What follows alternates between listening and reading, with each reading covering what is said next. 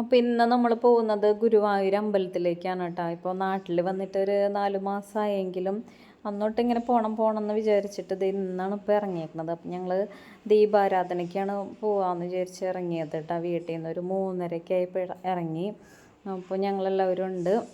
അപ്പോൾ ഞങ്ങളങ്ങനെ പോയിക്കൊണ്ടിരിക്കുകയാണ്.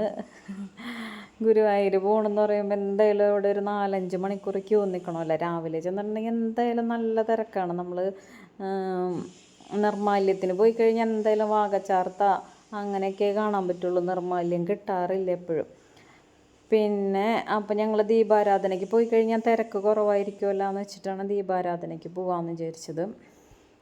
പക്ഷേ ഇപ്രാവശ്യം ദീപാരാധനയ്ക്കും ചെന്നപ്പോൾ ഒരു 5 മണിക്കൂർ ക്യൂ നിൽക്കേണ്ടി വന്നു കേട്ടോ.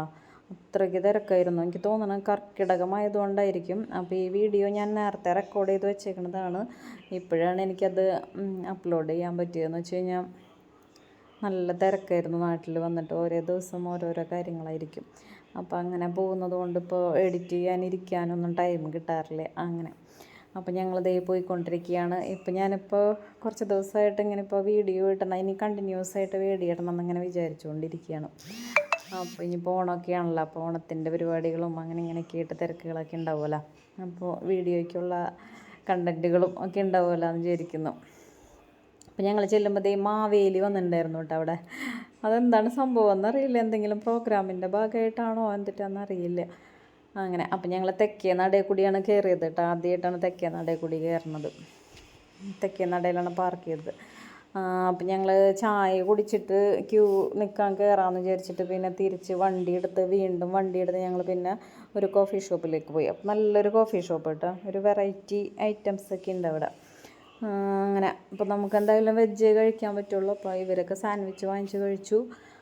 അങ്ങനെ പിന്നെ ഞങ്ങൾ അപ്പോൾ സാൻഡ്വിച്ചൊക്കെ കഴിച്ചു. അങ്ങനെ അവിടെ നിന്ന് പിന്നെ അമ്പലത്തിലേക്ക് പോയി. പിന്നെ അമ്പലത്തിലുള്ള കാഴ്ചകളാണ് ഇനിയുള്ളത്.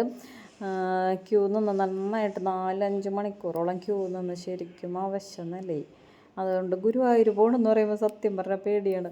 ഒരു പ്രാവശ്യം ഇതുപോലെ ഞങ്ങൾ വിഷുവിൻ്റെ അന്ന് പോയിട്ട് നല്ല തിക്കിലും തിരക്കിലും പെട്ട് അന്നൊരു 250 കല്യാണമായിരുന്നു ഗുരുവായൂരുണ്ടായിരുന്നത്.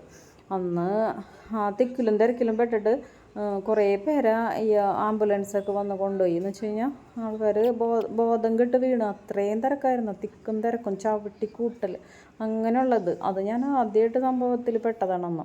അതിന് ശേഷം പിന്നെ പോയത് ഇപ്പോഴാണ് ഗുരുവായൂർ. അന്നത്തോടുകൂടി പേടിയായിപ്പോയി. ഗുരുവായൂർ എന്ന് പറയുമ്പോൾ ഒരു പേടിയായിരുന്നു. പിന്നെ എന്ത് കാര്യം നടക്കാൻ പോകുമ്പോഴും അതിന് മുമ്പ് ഒന്നും ഗുരുവായൂർ പോവാം എന്നുള്ളൊരു ഇത് നമ്മളുടെ മനസ്സിൽ ഇങ്ങനെ വരും. അപ്പോൾ അങ്ങനെ ഒരു കാര്യം വിചാരിച്ച് അങ്ങനെ പോയതാണ്. പിന്നെ അപ്പോൾ എല്ലാവരും ഗുരുവായൂർ അമ്പലത്തിലെ വിശേഷങ്ങളാണ് ഈ കാണുന്നത്. അപ്പോൾ വീഡിയോ കണ്ടിട്ട് ലൈക്ക് ചെയ്യാം, ഷെയർ ചെയ്യാം, കമൻറ്റ് ചെയ്യാം, സബ്സ്ക്രൈബ് ചെയ്യാം. ഓക്കെ.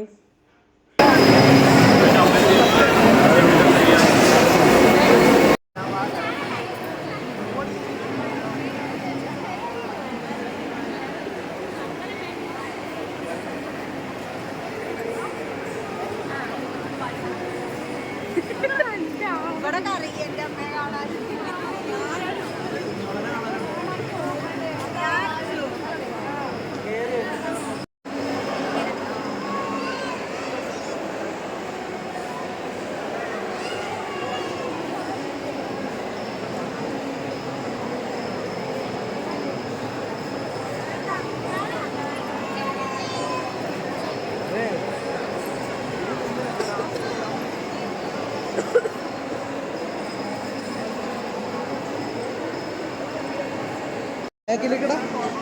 ബാക്കിലേക്ക് കൂടെ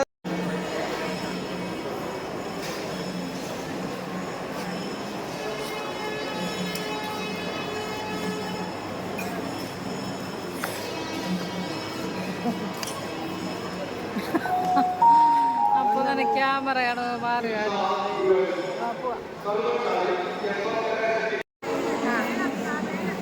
ഇവിടെ തന്നെ വെച്ച്